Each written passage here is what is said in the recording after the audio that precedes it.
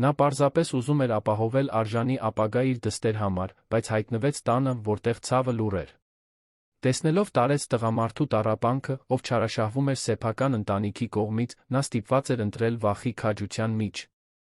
Ինչը սկսվեց որպես կարեկցանքի գործողություն, դարձավ մի ճշմարտության սկիզբ, որի համար ոչ ոք պատրաստ չէր։ Ավտոբուսը կանգ առավ Երանի ավտոկայանում առավոտյան ժամը 6-ին։ Հասմիկը իջավ, աջ ձեռքին հին ճամպրուկ, ձախին կտոր է պայուսակ։ Պայուսակի մեջ, մաքուր սրբիչի մեջ փաթաթված, նախորդ օրը պատրաստած իր ուտելիքն էր, 2 հաց կարագով մի բանան։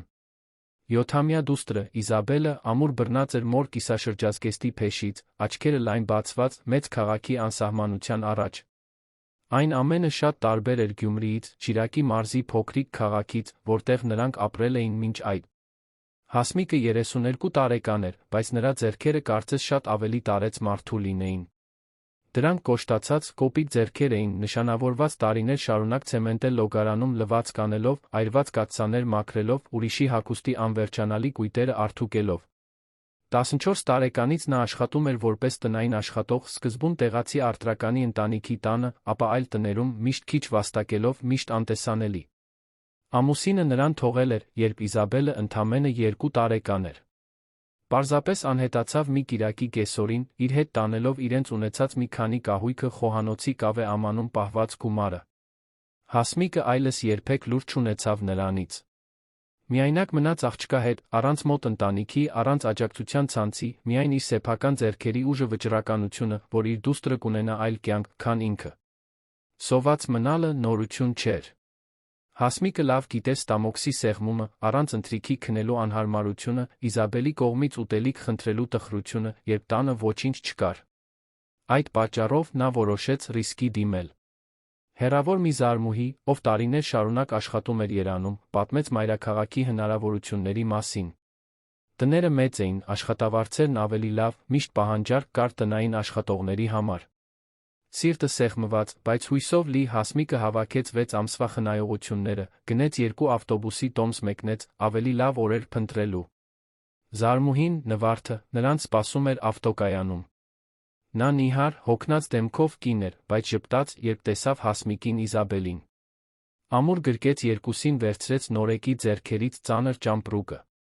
Նրանք ապրում էին Էրեբունի վարչական շրջանի կոմունալ բնակարանում, մի նեղ սենյակում, որտեղ հազիվ տեղավորվում էին 2 մահճակալ 2 այրիչով վառարան։ Այնտեղ Հասմիկն ու Իզաբելը կմնային, մինչ կարողանային հաստատվել։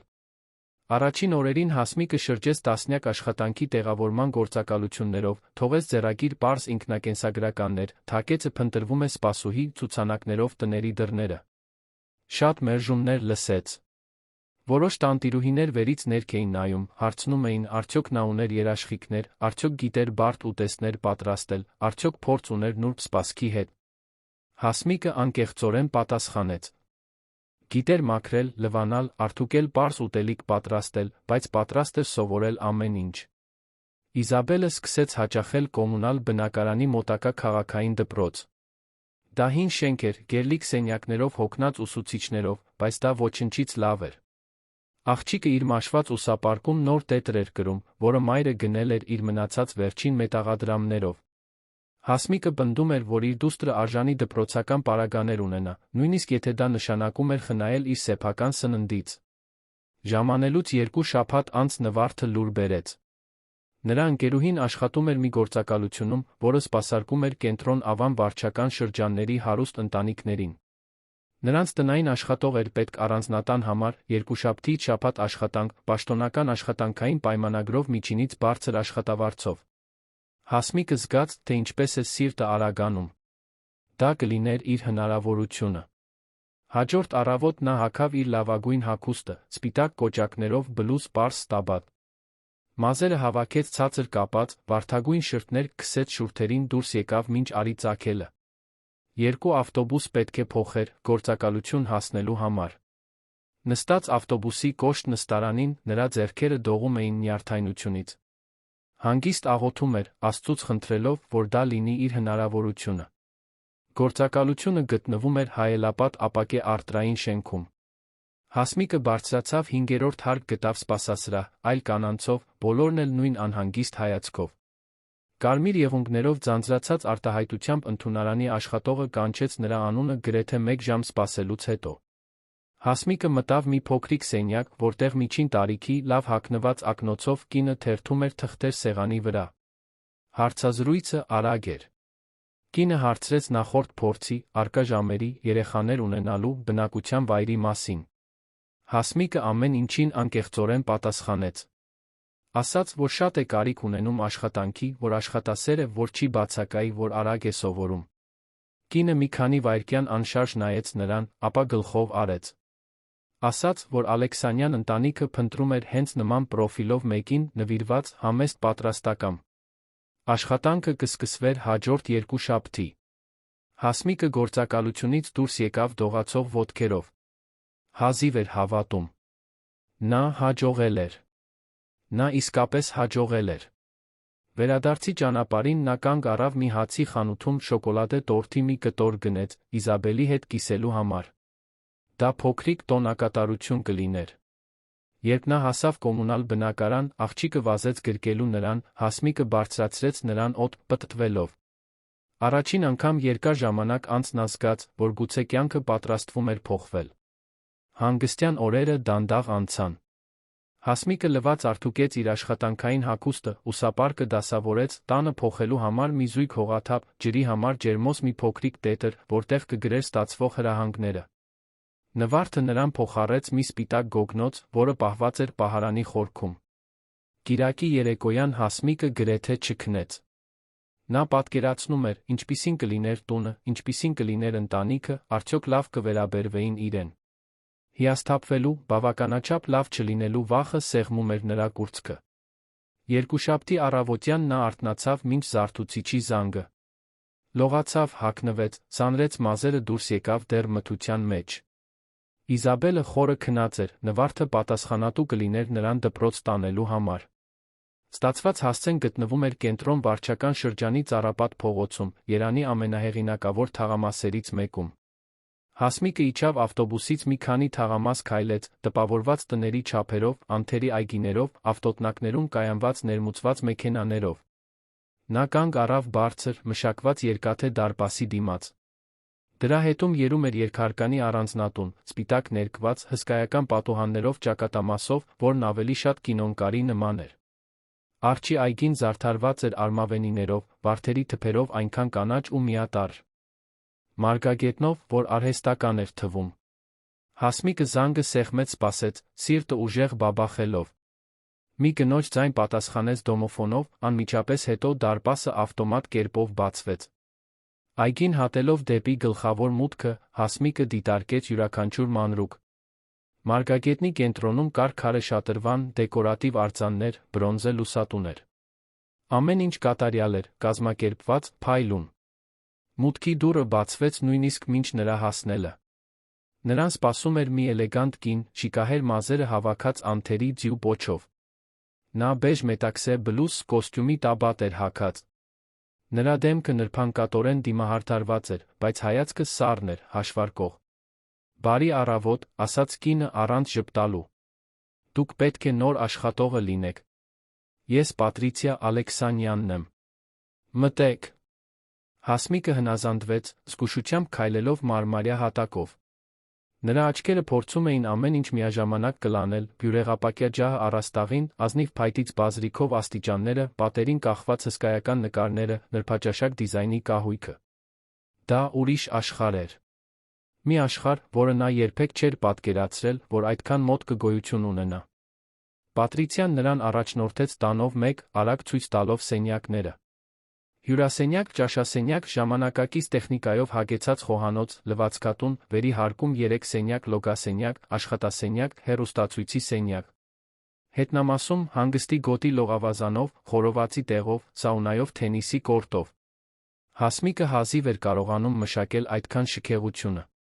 Կարծես այդ տան յուրաքանչյուր սենյակ ավելի մեծ լիներ, քան ամբողջ տունը, որտեղ նա մեծացել էր Գյումրիում։ Ձեր պարտականությունները կլինեն մաքրել ամբողջ տունը, լվանալ արդուկել ընտանիքի հագուստը, պատրաստել պարզ ուտեստներ ամեն ինչ կազմակերպված պահել, ամուր տոնով բացատրեց Պատրիցիան։ Դուք կաշխատեք առավոտյան ժամը 7-ից մինչ երեկոյան ժամը 5-ը, ճաշի համար 1 ժամ ընդմիջումով։ Շաբաթ օրերին, մինչ կեսօր։ Աշխատավարձը կվճարվի ամսական։ Հարցեր ունեք։ Հասմիկը գլխով արեց։ Ոչ, տիկին։ Կարող եք վստահ լինել, որ ամեն ինչ ճիշտ կանեմ։ Պատրիցիան մի պահ նայեց նրան, կարծես գնահատելով, թե արդյոք իր արջի այդ պարզ կինը ունակ կլինի պահպանել տան ստանդարտը։ Ապա գլխով արեց։ Հուսով եմ, այո։ Ես չեմ հանդուրժում անփութություն։ Այս տունը պետք է միշտ անթերի լինի։ Եկեք, ցույց տամ, թե որտեղ են մաքրող միջոցները։ Մինչ նա հետում էր Պատրիցիային տանով մեկ, Հասմիկը տարօրինակ բան նկատեց։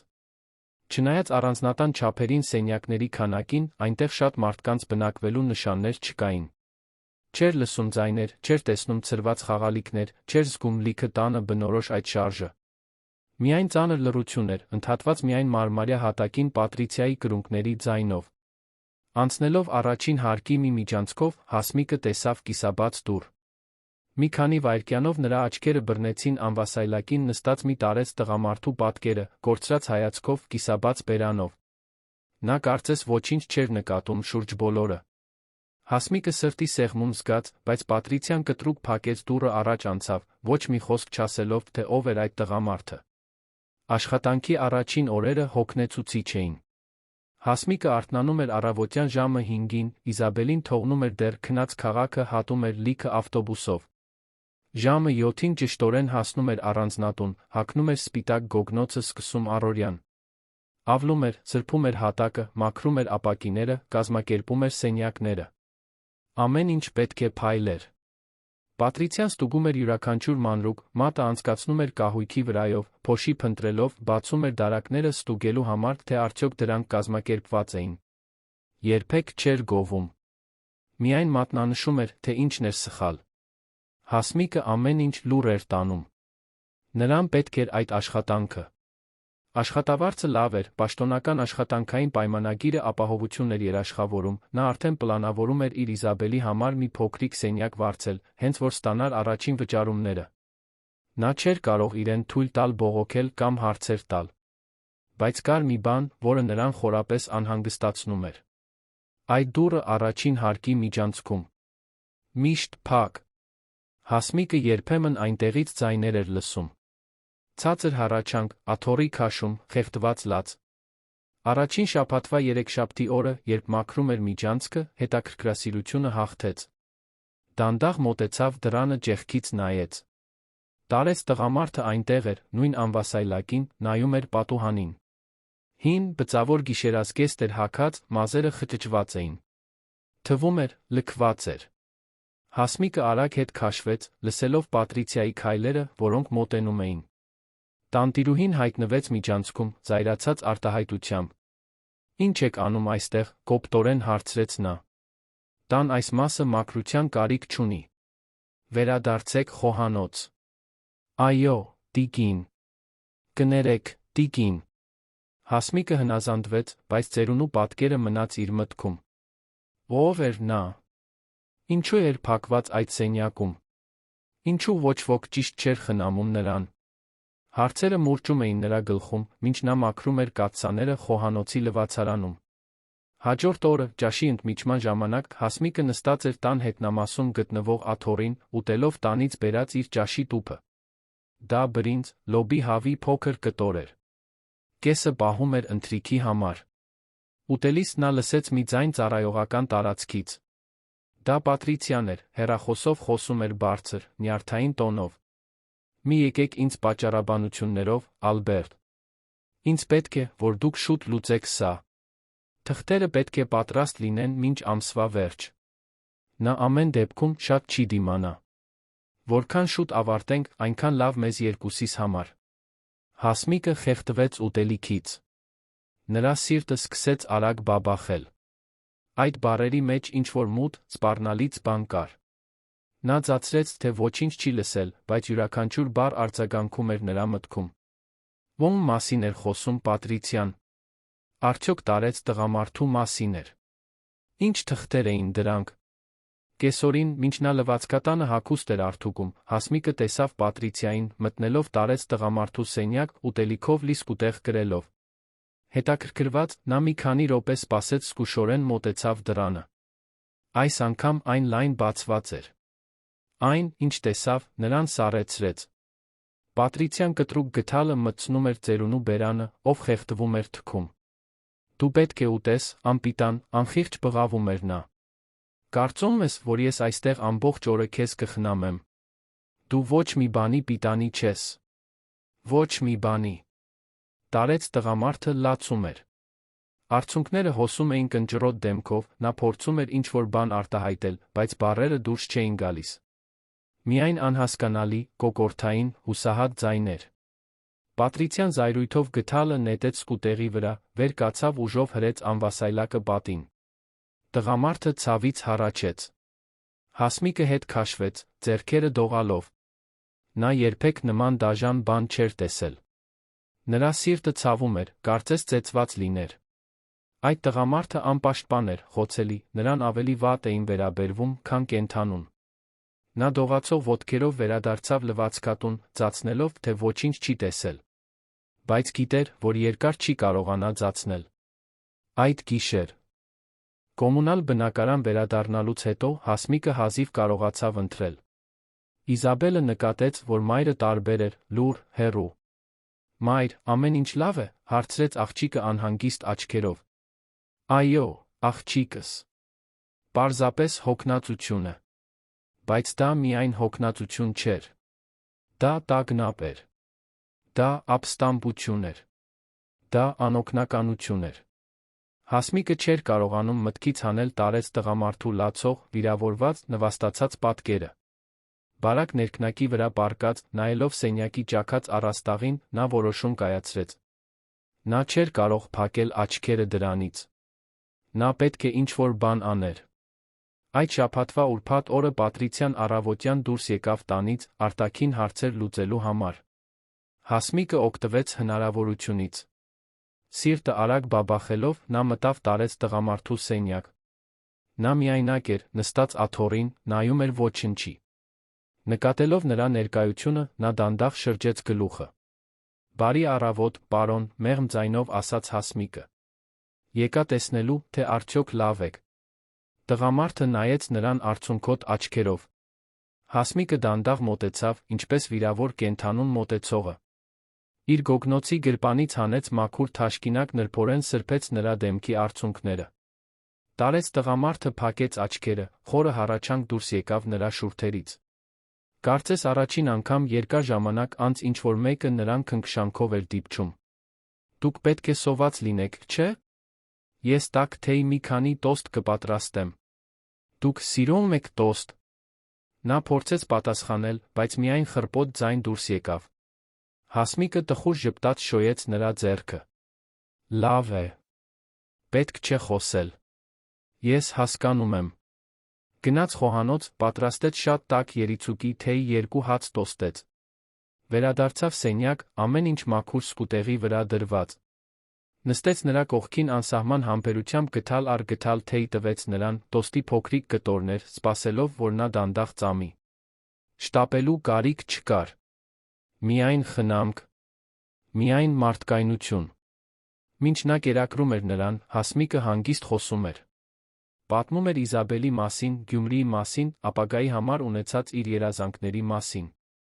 Տարեց տղամարդը ուշադիր լսում էր նրան, աչքերը անշարժ նրա վրա, կարծես յուրաքանչյուր բառ բալասան լիներ իր վիրավորված հոգու համար։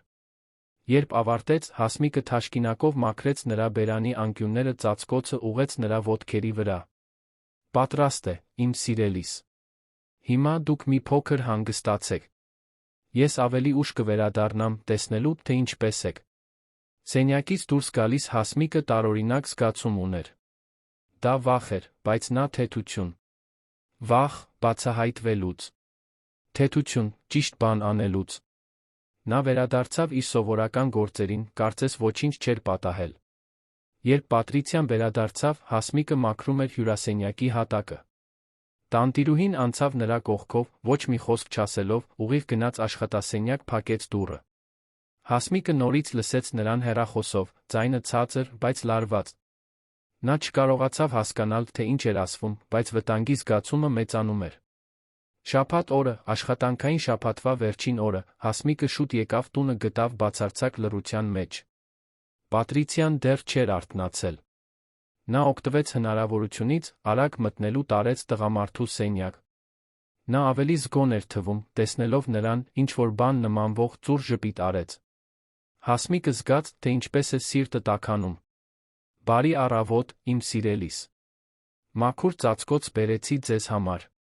Այս մեկը ամբողջովին կեղտոտ է։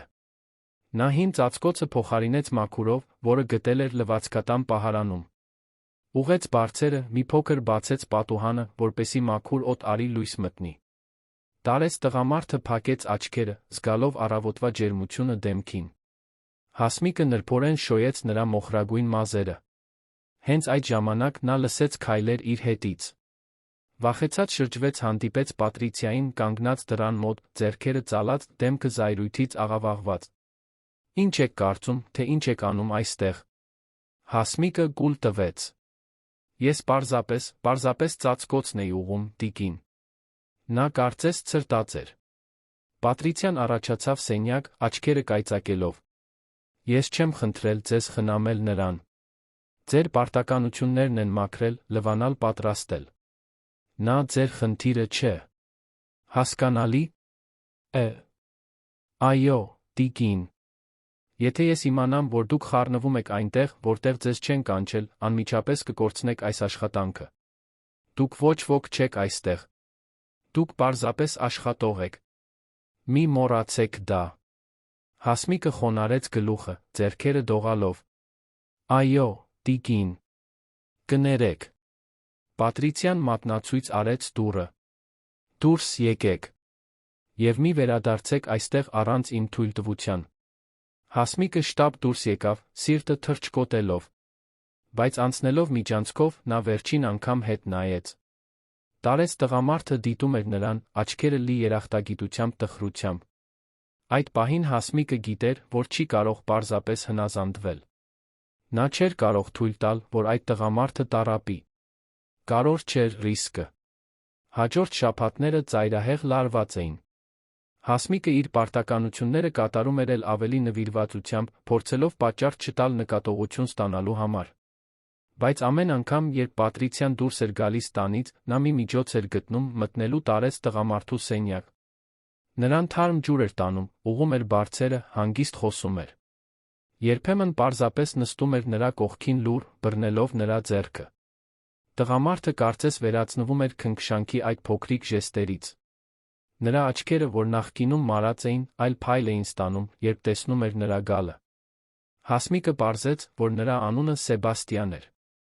Անունը գտավ մահճակալի կողքի սեղանին մոռացված բժշկական դեղատոմսի վրա։ Սեբաստիան Ալեքսանյան։ 78 տարեկան։ Ախտորոշում՝ ուղեղի անոթային պատահարի հետանքներ։ Աֆազիա ձախակողմյան հեմիպլեգիա։ Հասմիկը լավ չէր հասկանում բժշկական տերմինները, բայց հասկանում էր տառապանքը։ Այդ տղամարդը կորցրել էր շարժվելու, ճիշտ խոսելու կարողությունը, խնամքի ու արժանապատվության փոխարեն նրան վերաբերվում էին որպես անհարմարություն։ Մի կեսօր, մինչ նա կազմակերպում էր անկողնային սպիտակեղենը լվացքատան պահարանում, Հասմիկը նորից լսեց Պատրիցիայի հեռախոսազրույցը։ Այս անգամ բառերն էլ ավելի տագնապալի էին։ Այո, Ալբերտ, արդեն խոսել եմ նոտարի հետ։ Նա կարագացնի գործընթացը։ Հենց որ կարողանանք լիազորագիրը ստանալ, կարող ենք ամեն ինչ փոխանցել։ Ամառանոցը, կենտրոնի անշարժ գույքը, բաժնետոմսերը։ Նա վիճակում չէ ոչինչ ստորագրելու, ուստի մեզ պետք է այն փաստաթուղթը, որը դուք նշեցիք։ Այո, գիտեմ, որ ռիսկային է, բայց մենք այլ ընտրություն չունենք։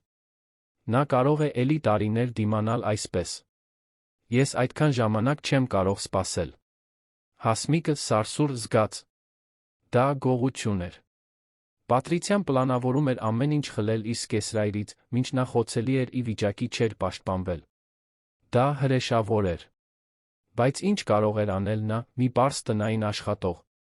Եթե նա բողոքեր, ով կհավատար նրան։ Նա ապացույցներ չուներ։ Նա ազդեցություն չուներ։ Դա կլիներ պարզապես նրա խոսքը, ընդդեմ հարուստ լավ կապեր ունեցող կնոջ խոսքի։ Այդ գիշեր կոմունալ բնակարանի ներքնակի վրա պառկած Հասմիկը լացում էր անօգնականությունից։ Իզաբելը քնած էր նրա կողքին, շնչառությունը մեղմ ու հանգիստ։ Աղջիկը մեծանում էր։ Արդեն գիտեր որոշ բառեր կարդալ, սիրում էր նկարել։ Հասմիկը նայեց դստեր հրեշտակային դեմքին, մտածեց. եթե մի օր ես անկարող դառնամ ինձ պաշտպանելու, կցանկանայի, որ ինչ-որ մեկը խնամեր ինձ։ Կցանկանայի, որ ինչ-որ մեկը քաջություն ունենար անելու այն, ինչ ճիշտ է։ Հաջորդ երկուշաբթի ինչ-որ բան փոխվեց։ Առանձնատուն հասնելուն պես Հասմիկը ծառայողական տարածքում անծանոթ տղամարդու գտավ։ Նա բարձրահասակ էր, մուգ մաշկով, պարզ տեսքով, հագած մաշված ջինսե տաբած սպիտակ շապիկ։ Նա մոտ 40 տարեկան պետք է լիներ, դեմքը արից նշանավորված էր, ուներ մեծ, կոշտացած ձեռքեր։ Տեսնելով նրա մուտքը, նա ժպտաց ներկայացավ. «Բարի առավոտ։ Իմ անունը Ռուբեն է։ Ես վարձվել եմ այստեղ տանը վերանորոգում սպասարկում իրականացնելու համար։ Ուրախ եմ ծանոթանալու»։ Հասմիկը սեղմեց նրա ձեռքը, մի փոքր անվստահ։ «Ուրախ եմ։ Ես Հասմիկն եմ, տնային աշխատողը»։ Նա գլխով արեց, հանգիստ անկեղծ ժպիտով։ «Պատրիցիան ինձ ասաց, որ դուք այստեղ եք աշխատում արդեն մի քանի շաբաթ։ Եթե ինչ-որ բանի կարիք ունենաք, կարող եք ինձ կանչել։ Ես կվերանորոգեմ որոշ ծորակներ, կփոխեմ լամպեր, նման բաներ»։ «Լավ։ Շնորհակալություն»։ Հաջորդ օրերին Ռուբենը լուռ աշխատեց տան շուրջ։ Նա նրբանկատ էր, կիրթ, միշտ բարում էր Հասմիկին, երբ տեսնում էր նրան։ Նա նկատեց, որ Ռուբենը շատ էր դիտում։ Ուշադրություն էր դարձնում մանրամասներին, Պատրիցիայի շարժումներին, թե ինչպես էր նա վերաբերվում մարդկանց։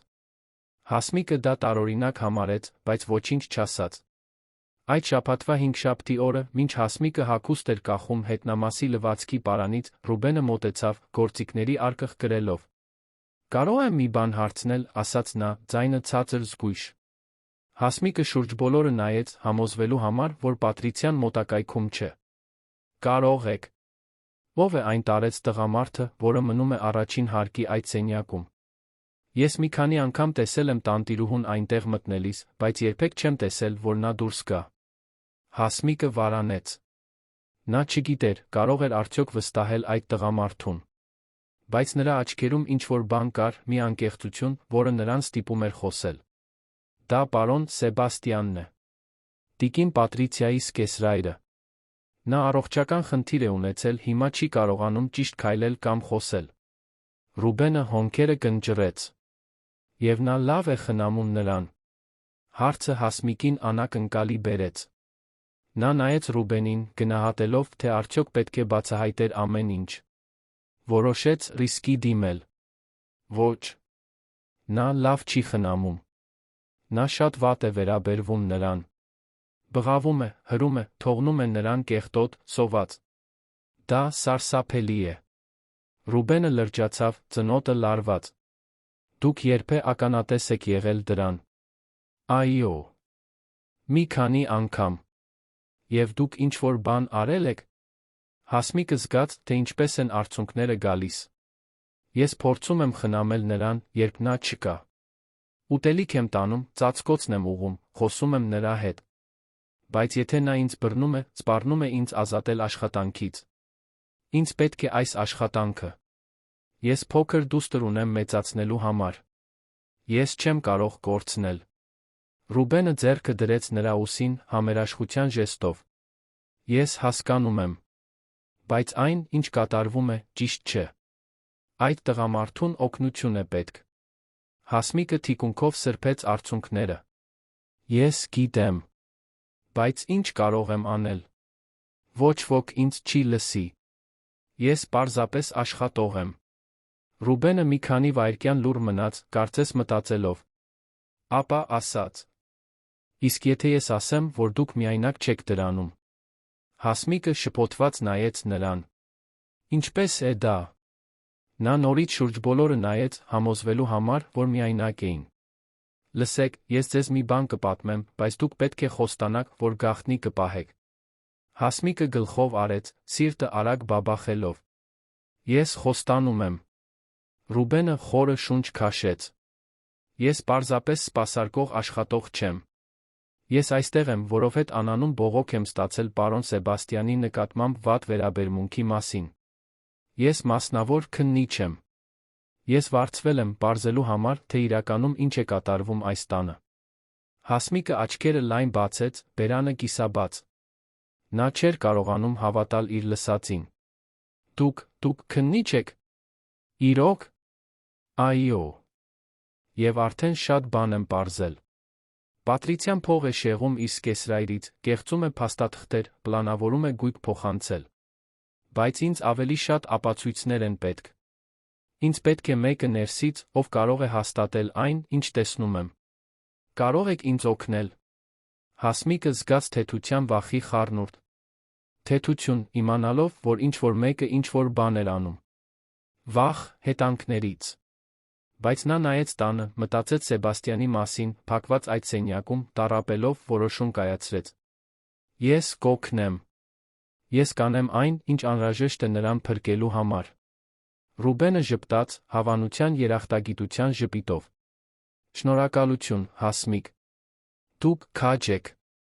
Մենք միասին կաշխատենք։ Բայց պետք է նրբանկատ լինել։ Պատրիցիան ոչինչ չպետք է կասկածի։ Կարող եք վստահ լինել։ Ես գիտեմ գաղտնիք պահել։ Այդ օրվանից Հասմիկը Ռուբենը ձավորեցին լուր դաշինք։ Նրանք տեղեկություններ էին փոխանակում, երբ հնարավոր էր։ Հասմիկը պատմում էր, թե ինչ էր տեսնում լսում։ Ռուբենը ամեն ինչ գրառում էր, արձանագրում էր զրույցները, լուսանկարում էր փաստաթղթերը։ Ամեն օր խարդախության վատ վերաբերմունքի գլուխկոտրուկն ավելի պարզ էր դառնում։ Մի կեսօր, երբ Պատրիցիան ընկերուհիների հետ ճաշի էր դուրս եկել, Ռուբենը խնդրեց Հասմիկին իր հետ մտնել Սեբաստյանի սենյակ։ Նա վարանեց, բայց Ռուբենը հավաստիացրեց, որ արագ կլինի։ Երկուսն էլ մտան, Ռուբենը հարգանքով մոտեցավ տարեց տղամարդուն։ Պարոն Սեբաստյան, իմ անունը Ռուբեն է։ Ես եկել եմ ձեզ օգնելու։ Ձեզ վատ են վերաբերվում, ես կանեմ ամեն ինչ իմ ուժերի սահմաններում, ձեզ պաշտպանելու համար։ Կարող եք վստահել ինձ։ Սեբաստյանը նայեց Ռուբենին արցունքոտ աչքերով։ Նա փորձեց խոսել, բայց միայն հառաչանքներ դուրս եկան։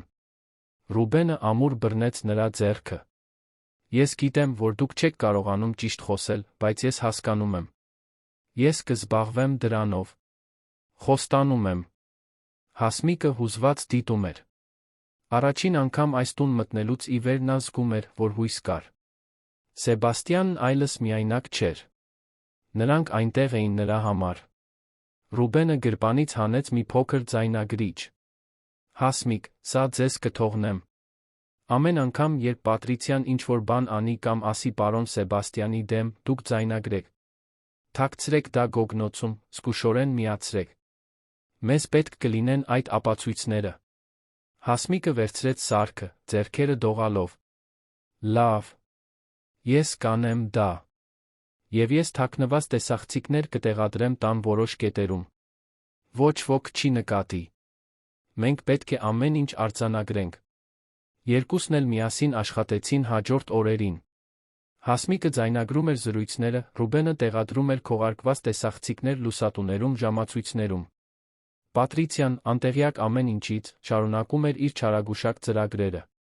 Հասմիկս մեկ անգամ լսեց նրան հեռախոսով, այս անգամ խոսելով գործընթացը արագացնելու մասին, քանի որ Սեբաստյանն ավելի ու ավելի էր թուլանում։ Ապացույցները սկսում էին կուտակվել։ Բղավոցների, սպառնալիքների, նվաստացումների ձայնագրություններ։ Պատրիցիայի տեսանյութեր, որտեղ նա հրում էր իր սկեսրայրին, հրաժարվում էր նրան ուտելիք տալուց, թողնում էր նրան կեղտոտ լքված ժամերով։ Լուսանկարված փաստաթղթեր, որոնք ցույց էին տալիս փողի անկանոն փոխանցումներ, կեղծ ստորագրություններ, խարդախ լիազորագրեր։ Ռուբենը ամեն ինչ ցույց տվեց Հասմիկին մի կեսօր, երբ Պատրիցիան շուտ էր դուրս եկել։ Նա տեսավ պատկերները, լսեց ձայնագրությունները, զգաց զայրույթի ու տխրության խառնուրդ։ Ինչպես կարող էր ինչ-որ մեկը այդքան դաժան լինել։ Ինչպես կարող էր ինչ-որ մեկը դա անել անպաշտպան ծերունու հետ։ Մենք գրեթե հասել ենք, ասաց Ռուբենը։ Բայց ինձ մի վերջին բան է պետք։ Ինձ պետք է, որ նա ամբողջությամբ բացահայտվի։ Ինձ պետք է, որ նա բացահայտ ասի, թե ինչ է պլանավորում։ Եվ դրա համար ես պետք է մի իրավիճակ ստեղծեմ, որը նրան կստիպի կորցնել վերահսկողությունը։ Հասմիկը անհանգստությամբ նայեց Ռուբենին։ Ինչպիսի՞։ Իրավիճակ, հարցրեց նա, ձայնը ցածր։ Ռուբենը նստեց խոհանոցի աթոռին, նշան արեց, որ նա էլ նստի։ Ես ձեզ կբացատրեմ։ Մենք պետք է ստիպենք Պատրիցիային հավատալ, որ պարոն Սեբաստյանը փոխել է կտակը։ Որ նա ինչ-որ կերպ ամեն ինչ թողել է ձեզ ինձ։ Հասմիկը աչքերը լայն բացեց։ Ինչպես է դա։ Պարոն Սեբաստյանը նույնիսկ գրիչ չի կարող պահել։ Ինչպես է նա դրան հավատալու։ Հենց դրա համար։ Մենք կստեղծենք կեղծ փաստաթուղթ, հատուկ կոպիտ, որը կարծես շտապ գրված լինի։ Մենք կթողնենք, որ նա գտնի այդ փաստաթուղթը։ Երբ նա կարդա, խուճապի կմատնվի։ Նա ցույց կտա իր իրական բնավորությունը։ Նա կասի այնպիսի բաներ, որոնք մենք մինչ այժմ չենք կարողացել գրավել։ Եվ ամեն ինչ կձայնագրվի։ Հասմիկը գլխով արեց, նյարդայնացած։ Իսկ եթե նա բացահայտի, որ դա կեղծ է։ Իսկ եթե նա անմիջապես ինձ ազատի աշխատանքից։ Իսկ եթե նա ոստիկանություն կանչի։ Ռուբենը ամուր բռնեց նրա ձեռքը։ Ժամանակ չի լինի։ Հենց որ նա արձագանքի, ես կբացահայտեմ, թե ով եմ իրականում։ Ես ցույց կտամ բոլոր ապացույցները, որոնք հավաքել ենք։ Ոստիկանությունն արդեն տեղյակ է հետաքննության մասին։ Նրանք պարզապես սպասում են իմ ազդանշանին։ Վստահեք ինձ, Հասմիկ։ Սա պարոն Սեբաստյանին պաշտպանելու միակ միջոցն է։ Հասմիկը խորը շունչ քաշեց։ Մտածեց Իզաբելի մասին, այն անվտանգության մասին, որը ներկայացնում էր այդ աշխատանքը, այդքան բարդ իրավիճակում ներգրավվելու ռիսկերի մասին։ Բայց հետո մտածեց Սեբաստյանի մասին, այդ տխուր երախտապարտ աչքերի մասին, այն մասին, թե ինչպես էր նա սեղմում իր ձեռքը, երբ նա մտնում էր սենյակ։ Մտածեց անարդարության, դաժանության, անպատժելիության մասին։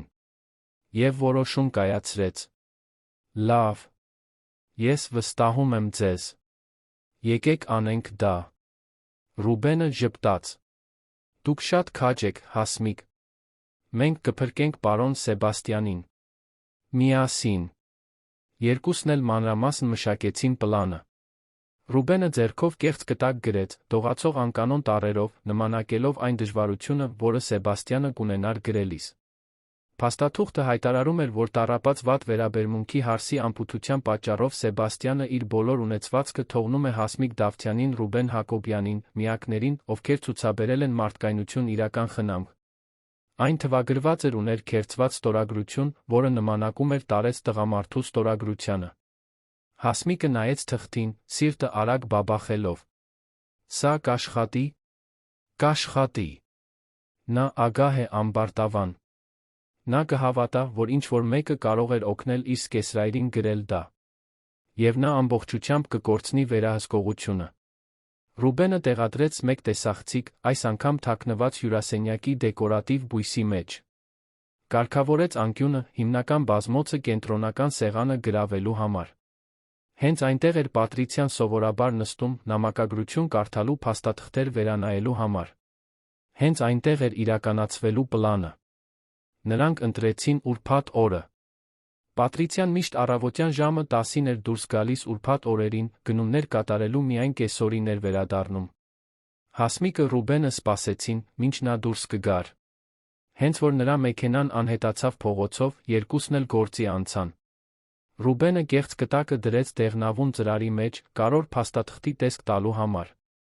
Հասմիկը ծրարը տարավ հյուրասենյակի կենտրոնական սեղանին, ռազմավարականորեն դրեց այնտեղ, կարծես մոռացված լիներ։ Ապա երկուսն էլ սպասեցին։ Ռուբենը թաքնվեց հետնամասի աշխատասենյակում։ Հասմիկը շարունակեց իր սովորական գործերը, մաքրելով խոհանոցը, կազմակերպելով մառանը։ Ժամանակը կարծես չէր անցնում։ Յուրաքանչյուր րոպե հավերժություն էր։ Կեսօրին ժամը 3-ին նրանք լսեցին էլեկտրական դարպասի բացվելու ձայնը։ Պատրիցիան վերադարձել էր։ Հասմիկը զգաց, թե ինչպես է սիրտը արագանում։ Ձեռքերը քրտնում էին։ Նա ստիպեց իրեն հանգիստ մնալ, շարունակելով դասավորել պահեստի ամանները պահարանում։ Լսեց Պատրիցիայի քայլերը, մտնելով գլխավոր դռնով, գետնին գցվող պայուսակների ձայնը։ Տանտիրուհին անցավ տանով, մեկ ուղիղ գնաց հյուրասենյակ։ Մի քանի ակնթարթ լռություն տիրեց։ Ապա, ճիչ։ Ինչ է սա։ Ինչ է սա։ Հասմիկը ձացրեց, թե վախեցած է, վազեց սենյակ։ Պատրիցիան կանգնած էր, բաց ծրարը ձեռքին, աչքերը անշարժ թղթի վրա, դեմքը կարմիր զայրույթից։ Նա բարձրացրեց փաստաթուղթը օդ, դողալով զայրույթից։ Ո՞վ է սա դրել այստեղ։ Ո՞վ է սա արել։ Հասմիկ։ Հասմիկը մոտեցավ, ծածնելով անմեղություն։ Ինչ եղավ, տիկին։ Ինչ պատահեց։ Պատրիցիան առաջացավ նրա կողմը, թուղթը շարժելով։ Սա։ Այս ծիծաղելի թուղթը։ Այստեղ ասվում է, որ իմ սկեսրայրը ամեն ինչ թողել է ձեզ այդ սպասարկող տղամարդուն։ Դուք իսկապես կարծում եք, որ ես դրան կհավատամ։ Հասմիկը զարմանք ծացրեց։ Ես ոչինչ չգիտեմ, տիկին։ Երդվում եմ, որ չգիտեմ։ Ստախոս։ Դուք մանիպուլյացիա եք ենթարկել նրան։ Դուք օգտվել եք նրա անկարողությունից ստիպել նրան ստորագրել սա։ Դուք պարզապես խարդախ եք, շահամոլ։ Կարծում էիք, որ կգողանաք այն, ինչ իմն է։ Ոչ, տիկին։ Ես երբեք դա չէի անի։ Ես պարզապես խնամել եմ պարոն Սեբաստյանին, որովհետև խղճացել եմ նրան։ Պատրիցիան ծիծաղեց, դաժան դառը ծիծաղով։ Խղճալ։ Խղճալ։ Դուք ոչ ոքի չեք խղճում։ Դուք պարզապես նրա փողն եք ուզում։ Բայց կարող եք մոռանալ։ Այս թուղթը ոչ մի արժեք չունի։ Եվ դուք դրա համար կվճարեք։ Նա առաջացավ Հասմիկի վրա, ձեռքը բարձրացնելով հարվածելու համար։ Հասմիկը հետ քաշվեց, պաշտպանելով դեմքը։ Հենց այդ ժամանակ Ռուբենը դուրս եկավ աշխատասենյակից, հանգիստ քայլելով դեպի սենյակ։ Պատրիցիան կանգ առավ, շփոթված նայելով նրան։ Ո՞վ է ձեզ ասել այնտեղից դուրս գալ։ Վերադարձեք ձեր տեղը։ Ռուբենը ձեռքերը ծալեց, դեմքը լուրջ։ Կարծում եմ, ոչ, Պատրիցիա։ Կարծում եմ, հիմա ժամանակն է, որ դուք լսեք որոշ բաներ։ Պատրիցիան աչքերը նեղացրեց։ Ինչի մասին եք խոսում։ Ես խոսում եմ այն մասին, որ այս կտակը կեղծ է։ Մենք ենք ստեղծել այն։ Հա դուք։ Պատրիցիան գունատվեց։ Ինչպես։ Ինչ։ Ռուբենը մեկ քայլ առաջ արեց։ Իմ անունը Ռուբեն Հակոբյան չէ։ Իրականում իմ անունը Էդուարդ Ալեքսանյան է։ Ես Սեբաստյան Ալեքսանյանի ավագ որդին եմ։ Եվ ես վերադարձել եմ պարզելու համար, թե ինչ էիք անում իմ հոր հետ։ Հաջորդած լռությունը խլացուցիչ էր։ Պատրիցիան անշարժացավ, բերանը կիսաբաց, աչքերը լայն բացված։ Հասմիկը նույնպես ցնցված էր։ Որդի։ Ռուբենը Սեբաստյանի որդին էր։ Էդուարդը շարունակեց, ձայնը ամուր։ Ես 15 տարի առաջ արտասահման գնացի հորս հետ։ Վիճաբանությունից հետո կորցրեցի կապը ընտանիքի հետ։ Բայց մի քանի ամիս առաջ անանուն հաղորդագրություն ստացա, որ հայրս վատ վերաբերմունքի է ենթարկվում հարսի կողմից։ Ասվում էր, որ նա վտանգի մեջ է։ Վերադարձա Հայաստան, սկսեցի հետաքննել։ Ես ներթափանցեցի այս տուն, որպես աշխատող, իմ սեփական աչքերով տեսնելու համար։ Եվ այն, ինչ տեսա, ավելի վատ էր, քան պատկերացնում էի։ Պատրիցիան սկսեց դողալ։ Դուք ստում եք։ Դուք սա հորինում եք ինձ վնասելու համար։ Ես չեմ ստում։ Եվ ես ապացույցներ ունեմ։ Ձայնագրություններ, տեսանյութեր, փաստաթղթեր։ Ամեն ինչ արձանագրված է։ Դուք ծեծել եք նրան, բղավել եք նրա վրա, թողել եք նրան կեղտոտ սոված։ Դուք փող եք շեղել, կեղծել եք ստորագրություններ, անօրինականորեն փոխանցել եք գույք։ Եվ ամենավատը, դուք պլանավորում էիք արագացնել իրավիճակը։ Դուք պլանավորում էիք, որ նա շատ չի դիմանա։ Ձեր սեփական խոսքերը, Պատրիցիա։ Բոլորը ձայնագրված են։ Պատրիցիան թուղթը գցեց գետնին։ Ոչ։ Ոչ։ Դուք ոչինչ չեք կարող ապացուցել։ Էդուարդը գրպանից հանեց մի փոքր ձայնագրիչ, սեղմեց նվագարկումը։ Պատրիցիայի ձայնը արձագանքեց սենյակում, պարզ անսխալական։ Նա ամեն դեպքում շատ չի դիմանա։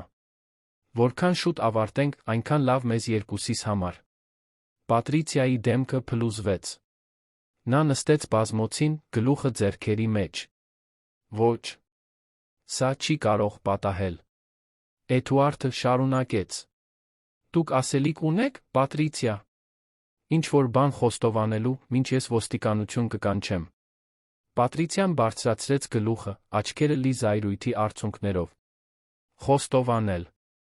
Ինչ խոստովանել։ Որ հոգնել եմ անպիտան ծերունում խնամելուց, ով հազիվ է խոսում։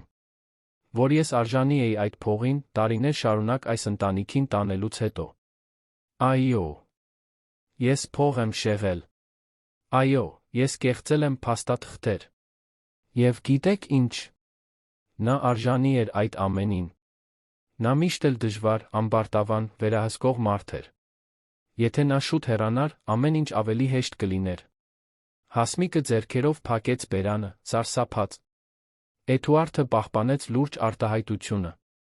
Դուք ասում եք, որ պլանավորում էիք, որ նա հեռանա։ Ինչպես հենց։ Պատրիցիան հասկացավ, որ շատ էր խոսել։ Փորձեց հետ քաշվել։ Ոչ։ Ես դա նկատի չունեի։ Ես պարզապես հոգնած էի։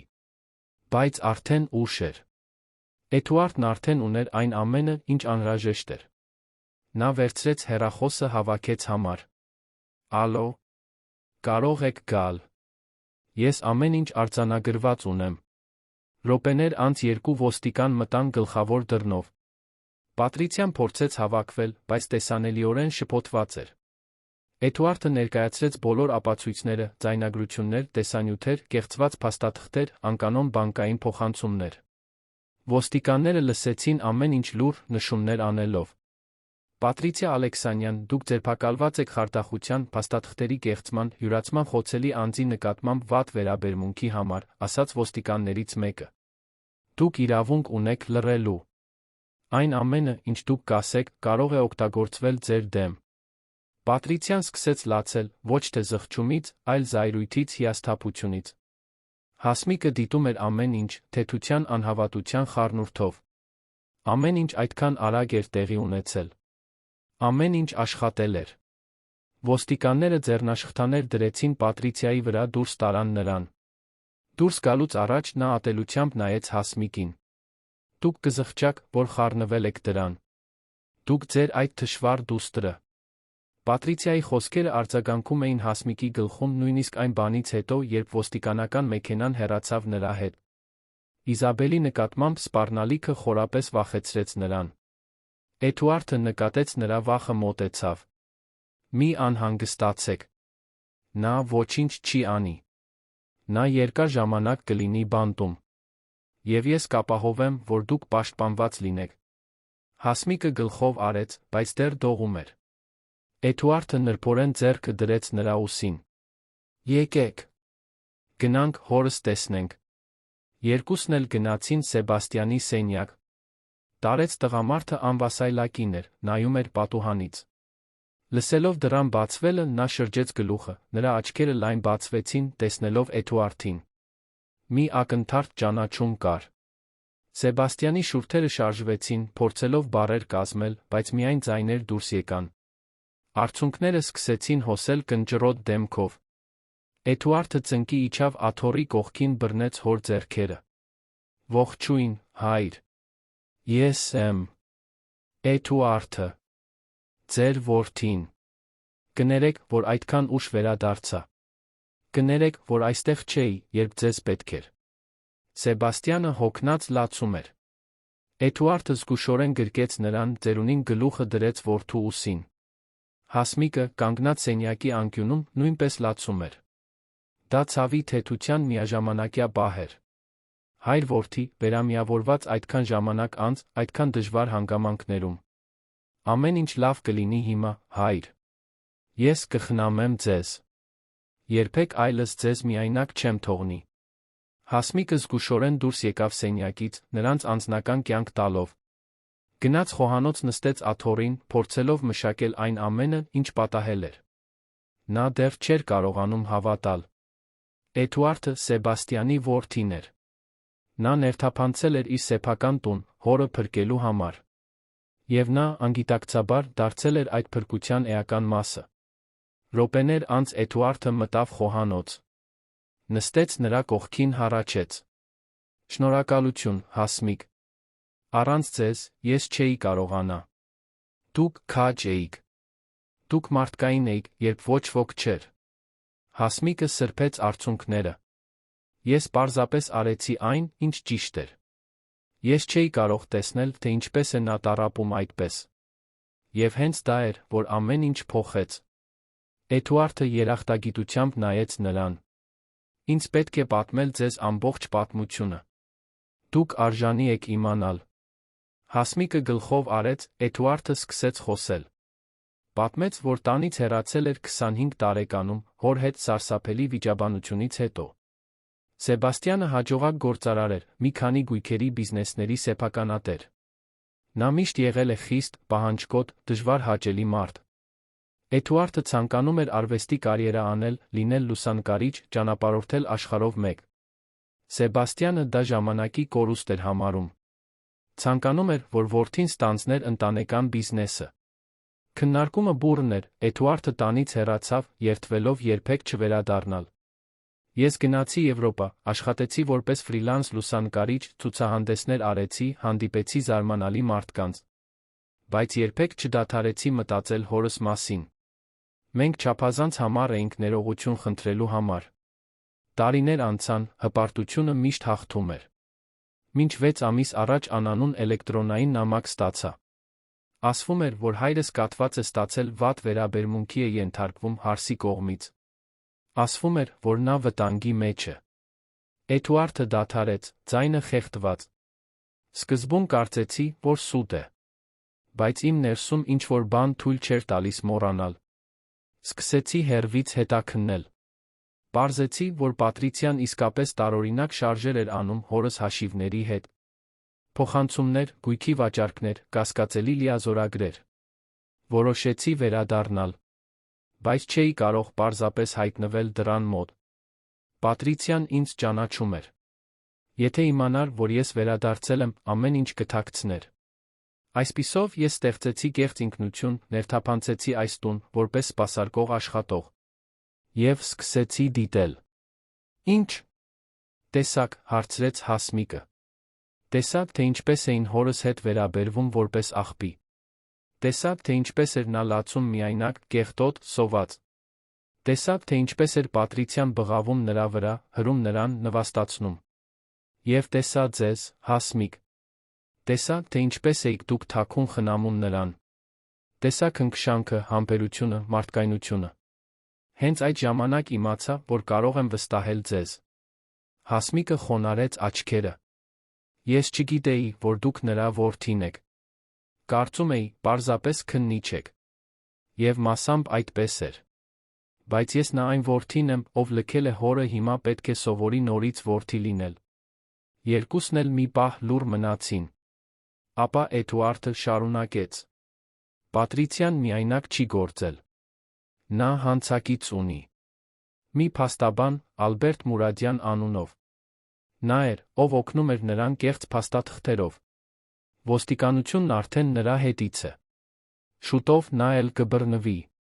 Եվ ինչ կլինի նրա հետ հիմա։ Նա կդատվի։ Ապացույցները ամուր են։ Փաստաթղթերի կեղծում, գույքի շեղում, վատ վերաբերմունք։ Նա կարող է մի քանի տարի ստանալ։ Եվ Ալբերտը նույնպես։ Հասմիկը զգաց, թե ինչպես է բեռն իջնում իր ուսերից։ Վերջապես արդարություն կլինի։ Սեբաստյանը կպաշտպանվի։ Բայց հետո անհանգստություն առաջացավ։ Իսկ ես։ Ինչ կլինի ինձ հետ։ Ես կկորցնեմ աշխատանքս։ Էդուարդը ժպտաց։ Կորցնել։ Ոչ։ Իրականում, ես ուզում եմ ձեզ առաջարկություն անել։ Կցանկանայի, որ դուք մնաք այստեղ, բայց ոչ որպես տնային աշխատող։ Ես ուզում եմ, որ դուք լինեք հորս պաշտոնական խնամակալը։ Արժանապատիվ աշխատավարձով, պաշտոնական աշխատանքային պայմանագրով, արտոնություններով։ Նա վստահում է ձեզ։ Սիրում է ձեզ։ Դուք կլինեիք կատարյալ մարդը նրա ապաքինմանը օգնելու համար։ Հասմիկը աչքերը լայն բացեց, անհավատությամբ։ Իրոք։ Դուք լրջորեն եք խոսում։ Լիովին լուրջ։ Եվ ավելին, գույքի հետնամասում մի ամառանոց կա, որը դատարկ է։ Դուք ձեր դուստրը կարող եք այնտեղ ապրել։ առանց վարձավճարի, անվտանգությամբ, հարմարավետությամբ։ Իզաբելը կարող է ավելի լավ դպրոցում սովորել։ Դուք կունենաք կայունություն։ Ինչ կասեք։ Հասմիկը չկարողացավ զսպել արցունքները։ Դա այն ամենն էր, ինչ նա միշտ երազել էր։ Անվտանգություն դստեր համար։ Արժանապատվություն։ Ճանաչում։ Ես չգիտեմ, թե ինչ ասել։ Դա շատ բան է։ Ասեք այո։ Դուք փրկեցիք հորս։ Հիմա թույլ տվեք ինձ հատուցել։ Հասմիկը ժպտաց արցունքների միջից։ Այո։ Ես համաձայն եմ։ Շատ շնորհակալություն, Էդուարդ։ Իսկապես շատ շնորհակալություն։ Հաջորդ օրերը լի էին ինտենսիվ շարժով։ Ոստիկանությունը բռնեց Ալբերտ Մուրադյանին, ով փորձում էր փախչել Վրաստան, փողով փոխզիջումային փաստաթղթերով լի ճամպրուկներով։ Նա ամեն ինչ խոստովանեց, պատժի կրճատման դիմաց։ Հաստատեց, որ Պատրիցիան նրան վարձել էր ստորագրություններ կեղծելու, խարդախ լիազորագրեր ստեղծելու գույք փոխանցելու համար։ Հաստատեց նա, որ նա բացահայտ խոսում էր Սեբաստյանի անհետացումը արագացնելու ցանկության մասին։ Պատրիցիան, առջում ունենալով ճնշող ապացույցներ, նույնպես խոստովանեց։ Փորձեց արդարանալ ասելով, որ հոգնած էր, որ Սեբաստյանը դժվար էր, որ ինքը արժանի էր փողին։ Բայց դա ոչինչ չէր նշանակում։ Նա կդատապարտվեր։ Էդուարդը զբաղվեց բոլոր խարդախ գործարքները չեղյալ հայտարարելով։ Վերականգնեց անշարժ գույքը, բանկային հաշիվները, բաժնետոմսերը։ Սեբաստյանի ունեցվածքը նորից անվնաս էր։ Նա վարձեց մասնագիտացված բժշկական թիմ, հորը խնամելու համար։ Ֆիզիոթերապևտներ, լոգոպեդներ, բուժքույրեր։ Սեբաստյանը սկսեց ինտենսիվ վերականգնողական բուժում։ Հասմիկը Իզաբելը տեղափոխվեցին հետնամասի ամառանոց։ Դա փոքր, բայց հարմարավետ տուն էր, 2 սենյակով, հյուրասենյակով, խոհանոցով, լոգարանով։ Ուներ այգի, պատշգամբ շատ բնական լույս։ Իզաբելը չէր տեղավորվում իր մեջ այդքան երջանկությունից։ Կյանքում առաջին անգամ նա ուներ սենյակ միայն իր համար, իրական մահճակալով, պահարանով, գրասեղանով, սովորելու համար։ Մայր, մենք այստեղ հավերժ կապրենք, հարցրեց աղջիկը, աչքերը փայլելով։ Այո, աղջիկս։ Սա է մեր տունը հիմա։ Իզաբելը ամուր գրկեց մորը։ Ես սիրում եմ քեզ, մայր։ Դու աշխարհի լավագույն մայրն ես։ Հասմիկը նույնպես գրկեց նրան, սիրտը լի երախտագիտությամբ։ Ես էլ եմ քեզ սիրում, իմ արքայադուստր։ Որպես պաշտոնական խնամակալ, Հասմիկը օրերն անցկացնում էր Սեբաստյանի կողքին։ Նա օգնում էր նրան ֆիզիոթերապիայի վարժություններում, ուղեկցում էր նրան լոգոպեդիայի պարապմունքներին, պատրաստում էր սննդարար հավասարակշռված կերակուրներ։ Նա ամեն ինչի մասին խոսում էր նրա հետ, պատմություններ էր պատմում, նորություններ էր կարդում։ Սեբաստյանը սկսեց պատասխանել։ Սկզբում պարզ ժեստերով, ապա ձայներով, որոնք ավելի պարզ էին դառնում։ Նրա շարժունակությունը նույնպես բարելավվում էր։ Նա կարողանում էր ավելի հեշտությամբ շարժել ձախ ձեռքը, շարժել ոտքերի մատները, գլուխը շրջել առանց այդքան դժվարության։ Էդուարդը ամեն ինչ ուշադիր հետում էր։ Ժամերով մնում էր հոր կողքին, խոսելով անցյալի մասին, ներողություն խնդրելով լքելու համար, վերակառուցելով այն կապերը, որոնք խզվել էին։ Սեբաստյանը դեռ չէր կարողանում խոսել, բայց նրա աչքերը ամեն ինչ ասում էին։ Կար ներողություն։ Կար սեր։ Կար երախտագիտություն որդու վերադարձի համար։ Մի արոտ կեսօր, Պատրիցիայի ձերբակալությունից մոտ 2 ամիս անց, արտասովոր բան պատահեց։ Հասմիկը օգնում էր Սեբաստյանին նարնջի հյութ խմել, երբ նա անշարժ նայեց նրան։ Նա դանդաղ շարժեց շուրթերը, հսկայական ջանք գործադրելով։ Եվ ապա, պարզորեն, արտասանեց. Հասմիկ։ Հասմիկը բաժակը գցեց։ Նրա ձեռքերը դողացին։ Դուք խոսեցիք։ Դուք ասացիք իմ անունը։ Սեբաստյանը ժպտաց։ Ծուռ ժպիտ, բայց անկեղծ։ Նա կրկնեց ավելի ուժեղ. Հասմիկ։ Նա գրկեց նրան, հուզմունքից լացելով։ Էդուարդը, ով կողքի սենյակում էր, լսեց աղմուկը վազելով եկավ։ Ինչ եղավ։ Ինչ պատահեց։ Նա խոսեց, Էդուարդ։ Ձեր հայրը խոսեց։ Նա ասաց իմ անունը։ Էդուարդը մոտեցավ հորը, աչքերը լցված արցունքներով։ Իրոք, հայր, դուք կարողանում եք խոսել։ Սեբաստյանը նայեց որդուն մեծ ջանքերով ասաց. Որդիս, իմ որդիս։ Էդուարդը գրկեց հորը, հեկեկալով. Ես այստեղ եմ, հայր։ Ես այստեղ եմ, այլս երբեք չեմ հեռանա։ Սեբաստյանի ապաքինումը ամեն օր առաջ էր գնում։ Ինտենսիվ բուժման սկզբից 3 ամիս անց նա արդեն կարողանում էր կարճ նախադասություններ արտասանել, թե դժվարությամբ։ Նրա շարժումներն ավելի կոորդինացված դարձան։ Ֆիզիոթերապտի օգնությամբ նա փոքրիկ քայլեր էր անում քայլակի օգնությամբ։ Դա դանդաղ, բայց մշտական առաջընթաց էր։ Եվ ամենակարևորը, Սեբաստյանը նորից ժպտում էր։ Նա ապրելու պատճառներ ուներ։ Հասմիկը դարձավ նրա առօրյայի էական մասը։ Նա էր, ով ամեն առավոտ արթնացնում էր նրան ժպիտով, քնքուշ բարի լույսով։ Նա էր, ով նախաճաշ էր պատրաստում այնպես, ինչպես նա էր սիրում, կարագով տոստ, տաք կաթով սուրճ թարմ մրգեր։ Նա էր, ով ուղեկցում էր նրան վարժություններում, խրախուսելով յուրաքանչյուր փոքր հաջողություն։ Եվ նա էր, ով օրվա վերջում նրան ծածկում էր մաքուր ծածկոցով, բարի գիշեր էր մաղթում, մինչ լույսն անջատելը։ Էդուարդը աճող հիացմունքով էր դիտում այդ առօրյան։ Հասմիկը ոչ միայն հմուտ խնամակալ էր։ Նա հազվագյուտ բարության մարդ էր, այնպիսիներից, ովքեր բարիք են անում, ոչինչ չսպասելով փոխարենը։ Նա Սեբաստյանին վերաբերվում էր նույն քնքշանքով, ինչպես կվերաբերվեր իր հորը։ Եվ դա խորապես դիպչում էր Էդուարդի սրտին։ Իզաբելը նույնպես հրաշալիորեն հարմարվեց։ Աղջիկը ընդունվեց որակյալ մասնավոր դպրոց, որտեղ վերջապես գտավ ուշադիր ուսուցիչներ, բարյացակամ դասընկերներ։ Նրա գնահատականները գերազանց էին։ Սիրում էր կարդալ, նկարել։ Կեսօրներին դասերից հետո գնում էր պարոն Սեբաստյանին այցելելու։ Նստում էր նրա անվասայլակի կողքին, պատմում օրվա մասին, ցույց էր տալիս իր արած նկարները, կարդում էր իր կարդացած գրքերից հատվածներ։ Սեբաստյանը հիացած լսում էր նրան, աչքերը փայլում էին ուրախությունից։ Իզաբելը նրան կանչում էր պապիկ Սեբաստյան, նա սիրում էր դա։ Մի առոտ շաբաթ օրը Էդուարդը զբոսանք առաջարկեց։ Եկեք հորս տանենք այգի։ Նրան պետք է առընդունել, մաքուր օդ շնչել։ Հասմիկը դա հիանալի գաղափար համարեց։ Պատրաստեց ծղոտե գլխարկ, Սեբաստյանին արից պաշտպանելու համար, թեթ վերմակ դրեց նրա ոտքերի վրա, երեքն էլ դուրս եկան այգի։ Էդուարդը հրում էր անվասայլակը, Հասմիկը քայլում էր կողքին։ Իզաբելը վազում էր արջից, խաղալով գունավոր գնդակով։ Նրանք գտան ստվերոտ անկյուն վարդերի թփերի մոտ։ Նստեցին խոտի վրա, Սեբաստյանը մնաց աթոռին, դիտելով շուրջ բոլորը։ Թռչունները երգում էին, ծաղիկները բուրում էին, զեփյուռը մեղմ էր։ Սեբաստյանը փակեց աչքերը, հառաչեց, խաղաղության հառաչանք։ Հավանում եք, հայր, հարցրեց Էդուարդը։ Սեբաստյանը բացեց աչքերը, գլխով արեց։ Լավ, ասաց նա, ձայնը դեռ թույլ, բայց պարզ։ Շատ լավ։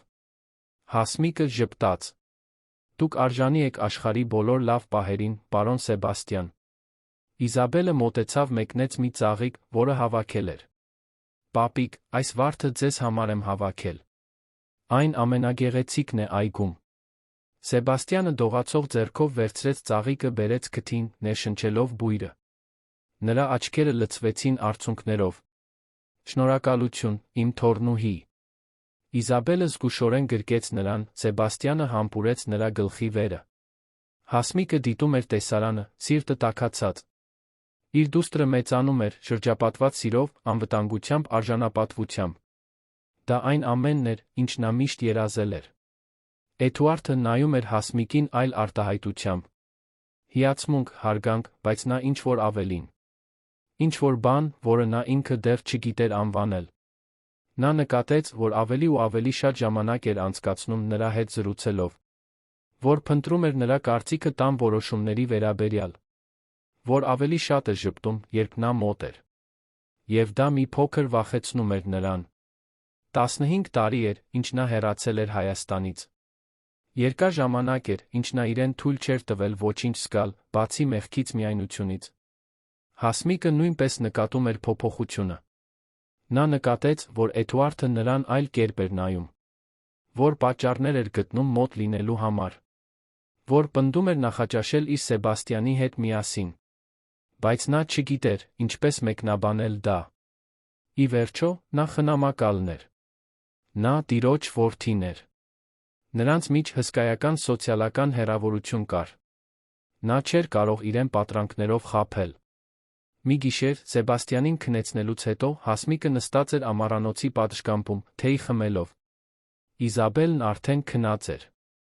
Գիշերը աստղազարդ էր, լուռ։ Հենց այդ ժամանակ հայտնվեց Էդուարդը, մի բաժակ սուրճ բերելով։ «Կարող եմ նստել», հարցրեց նա։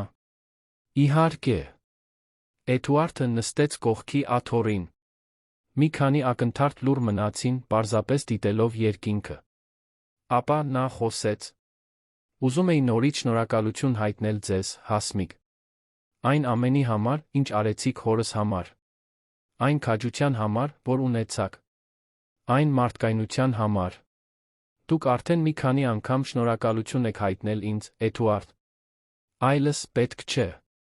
Պետք է, այո։ Որովհետև ամեն անգամ, երբ տեսնում եմ հորս ժպտալիս, հիշում եմ, որ դա ձեր պատճառով էր։ Եթե դուք քաջություն չունենայիք գործելու, նա շատ ավելի վատ վիճակում կլիներ։ Կամ գուցե այլս այստեղ չլիներ»։ Հասմիկը խոնարհեց աչքերը։ «Ես պարզապես արեցի այն, ինչ կաներ ցանկացած պարկեշտ մարդ»։ Ոչ։ Մարդկանց մեծ մասը կփակեր աչքերը։ Կվախենար կորցնել աշխատանքը, դժվարությունների մեջ ընկնելուց։ Բայց դուք ոչ։ Դուք ընտրեցիք անել ճիշտը, նույնիսկ իմանալով ռիսկերը։ Դա ձեզ առանձնահատուկ է դարձնում։ Հասմիկը զգաց, թե ինչպես են այտերը կարմրում։ Ես առանձնահատուկ չեմ։ Ես պարզապես սովորական կին եմ, ով բախտ է ունեցել լավ մարդկանց հանդիպելու ճանապարհին։ Էդուարդը ժպտաց։ Դուք ավելին եք, քան սովորականը, Հասմիկ։ Դուք արտասովոր եք։ Եվ ես շատ եմ մտածել վերջերս։ Ինչի մասին եք մտածել։ Ամեն ինչի մասին։ Կյանքի, կորցրած ժամանակի, իմ արած ընտրությունների մասին։ Ես 15 տարի հեռու մնացի հորսից զուտ հպարտությունից։ Կորցրի թանկարժեք ժամանակ։ Եվ հիմա, տեսնելով նրան ապաքինվելիս, տեսնելով նրան նորից երջանիկ, հասկանում եմ, որ կյանքը չափազանց կարճ է վատնելու համար։ Հասկանում եմ, որ մենք պետք է գնահատենք այն մարդկանց, ովքեր իսկապես կարևոր են։ Այն մարդկանց, ովքեր իսկական են։ Հասմիկը նայեց նրան, սիրտը արագ բաբախելով։ Ո՞ր էր նա ուզում հասնել այդ զրույցով։ Էդուարդը խորը շունչ քաշեց, շարունակեց. Հասմիկ, ես գիտեմ, որ ես վատն եմ զգացմունքների մասին խոսելու համար։ Ես իմ կյանքն անցկացրել եմ դրանցից փախչելով։ Բայց դուք ինձ ստիպեցիք նորից փորձել։ Ինձ ստիպեցիք տեսնել, որ աշխարհում բարություն կա։ Որ կան մարդիկ, ովքեր արժեն։ Հասմիկը զգաց, թե ինչպես է կոկորդը սեղմվում։ Էդուարդ, ես չգիտեմ, թե ինչ ասել։ Հիմա պետք չէ ոչինչ ասել։ Պարզապես ուզում եմ, որ դուք իմանաք, որ դուք կարևոր եք ինձ համար։ Շատ կարևոր։ Եվ դա միայն հորս պատճառով չէ։ Դա ձեր պատճառով է։ Այն մարդու համար, ով դուք եք։ Այն ուժի համար, որ դուք ունեք։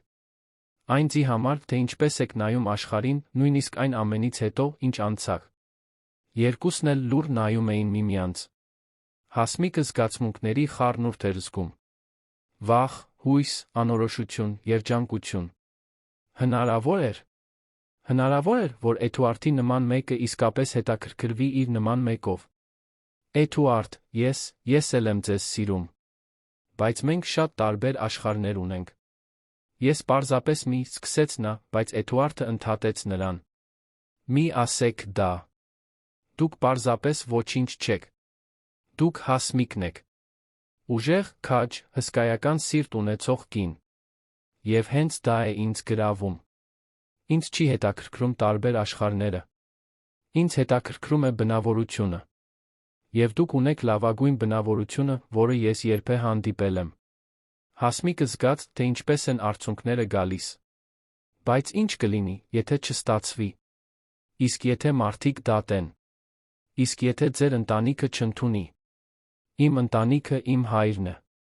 Եվ նա արդեն սիրում է ձեզ, կարծես դուք իր դուստրը լինեք։ Ինչ վերաբերում է աշխարհի մնացած մասին, անկեղծ ասած, ինձ չի հետաքրքրում։ Ես սովորել եմ, որ ուրիշի կարծիքը չի վճարում մեր հաշիվները, չի տաքացնում մեր սիրտը։ Մենք պարզապես ուզում ենք իմանալ, թե ինչ ենք զգում։ Հասմիկը սրբեց արցունքները։ Սա ինձ համար ամեն ինչ շատ նոր է։ Ինձ ժամանակ է պետք մարսելու համար։ Էդուարդը ժպտաց նրբորեն բռնեց նրա ձեռքը։ Ես ունեմ ամբողջ աշխարհի ժամանակը։ Ես չեմ ճնշի։ Պարզապես ուզում էի, որ դուք իմանաք, թե ինչ եմ զգում։ Եվ որ, երբ պատրաստ լինեք, ես այստեղ կլինեմ։ Նա վեր կացավ, դանդաղ բաց թողեց նրա ձեռքը, վերադարձավ գլխավոր տուն։ Հասմիկը մնաց միայնակ պատշգամբում, սիրտը անկանոն բաբախելով։ Նա նայեց աստղերին, ժպտաց։ Կյանքը նրան երկրորդ հնարավորություն էր տալիս։ Երջանիկ լինելու հնարավորություն։ Սիրելու, սիրված լինելու հնարավորություն։ Եվ առաջին անգամ երկար ժամանակ անց նա հավատաց, որ արժանի էր դրան։ Հաջորդ օրերին Հասմիկը Էդուարդը էլ ավելի մոտեցան։ Նրանք ամեն ինչի մասին էին խոսում՝ մանկություն, երազանքներ, վախեր, հույսեր։ Էդուարդը պատմում էր Եվրոպայում անցկացրած տարիների, իր արած լուսանկարների, իր տեսած վայրերի մասին։ Հասմիկը պատմում էր Գյումրիի մասին, ամենօրյա պայքարի մասին, Իզաբելին միայնակ մեծացնելու միայնության մասին։ Նրանք միասին ծիծաղում էին, աջակցում էին միմյանց, կառուցում էին իսկական խորը կապ։ Սեբաստյանը նկատում էր, թե ինչ էր կատարվում։ Տեսնում էր փոխանակվող հայացքները, համաձայնության ժպիտները, այն ձեթ, թե ինչպես էին նրանք խնամում միմյանց։ Եվ նա հավանություն էր տալիս։ Մի կեսօր նա Էդուարդին կանչեց սենյակ, մեծ ջանքերով ասաց. Հասմիկ, լավ կին, դուք երջանիկ։ Էդուարդը ժպտաց. Դուք սիրում եք նրան, հայր։ Սիրում եմ։ Շատ։ Նա, ընտանիք։ Ուրեմն ձեզ չի հետաքրքրում, եթե ես ավելին փորձեմ նրա հետ։ Սեբաստյանը ժպտաց գլխով արեց. Ոչ։ Ուզում եմ։ Դուք երջանիկ։ Նա երջանիկ։ Իզաբել երջանիկ։ Ընտանիք։ Էդուարդը գրկեց հորը, հուզված։ Շնորհակալություն, հայր։ Խոստանում եմ նրան երջանիկ դարձնել։ 6 ամիս անցավ այն օրվանից, երբ Պատրիցիային տարան ոստիկանները։ Դատավարությունը տեղի ունեցավ հունիսի ցուրտ առավոտյան։ Դատարանը լի էր։ Պատրիցիան ներկա էր խոնարհած գլխով, դեմքը գունատ, առանց նախկին ամբարտավանության։ Ալբերտ Մուրադյանը կողքին էր, նույնքան ընկճված։ Ապացույցներն անհերքելի էին։ Ձայնագրություններ, տեսանյութեր, կեղծված փաստաթղթեր, ցուցմունքներ։ Եվ Պատրիցիան, Ալբերտը դատապարտվեցին։ Նա ստացավ 8 տարի խարդախության, կեղծման, յուրացման վատ վերաբերմունքի համար։ Նա ստացավ 6 տարի հանցակցության գաղափարական կեղծման համար։ Էդուարդը ներկա էր դատավարությանը։ Հասմիկը չուզեց գնալ, նա խնդրեց մնալ Սեբաստյանին խնամելու։ Երբ Էդուարդը վերադարձավ տուն, պատմեց դատավճիռը, նա խորը թեթություն զգաց։ Արդարություն էր իրականացվել։ Սեբաստյանը պաշտպանված էր։ Եվ նա ու Իզաբելը անվտանգ էին։ Առանձնատան կյանքը հանգիստ երջանիկ ռիթմ ստացավ։ Սեբաստյանը շարունակում էր բարելավել։ Նա արդեն կարողանում էր կարճ հեռավորություններ քայլել քայլակի օգնությամբ, ավելի բարդ նախադասություններ խոսել, նույնիսկ փոքրիկ կատակներ անել։ Նրա անհատականությունը աստիճանաբար վերադառնում էր։ Էդուարդը պարզեց, որ հայրը սուր հումորի զգացում ուներ, սիրում էր անցյալի պատմություններ պատմել։ Հասմիկը հիացած լսում էր ամեն ինչ, ծիծաղելով անեկդոտներից, հարցեր տալով, նոր հիշողություններ ստեղծելով։ Իզաբելը ծաղկեց այդ միջավայրում։ Նա տարրական դպրոցի 2-րդ դասարանում էր, դասարանի լավագույն աշակերտներից մեկն էր։ Սիրում էր մաթեմատիկա, հայերեն։ Ցանկանում էր ուսուցչուհի դառնալ, երբ մեծանար։ Էդուարդը նրա համար մանկական պատանեկան գրքերով լի դարակ գնեց։ Իզաբելը մեկը մյուսի հետից կլանում էր դրանք, երակայությունը թրջում էր ազատորեն։ Շաբաթ կեսօրներին նա թատերական ներկայացումներ էր անում Հասմիկի, Էդուարդի, Սեբաստյանի համար։ Հորինում էր պատմություններ, ստեղծում էր կերպարներ, հիացնում էր բոլորին։ Մի արոտ կիրակի օրը, սեպտեմբերին, Էդուարդը հատուկ ճաշկերույթ կազմակերպեց։ Նա Հասմիկին, Իզաբելին, Սեբաստյանին կանչեց լողավազանի տարածք։ Գեղեցիկ սեղան դրեց, սպիտակ սպիտակեղենե սփռոցով, թարմ ծաղիկներով կենտրոնում, բյուրեղապակյա բաժակներով։ Ինքն էր պատրաստել ուտելիքը, խորոված, տարբեր աղցաններ, փլավ, թթու։ Հասմիկը փորձեց օգնել, բայց նա թույլ չտվեց։ Այսօր դուք հյուր եք, ոչ թե աշխատող, ասաց նա ժպիտով։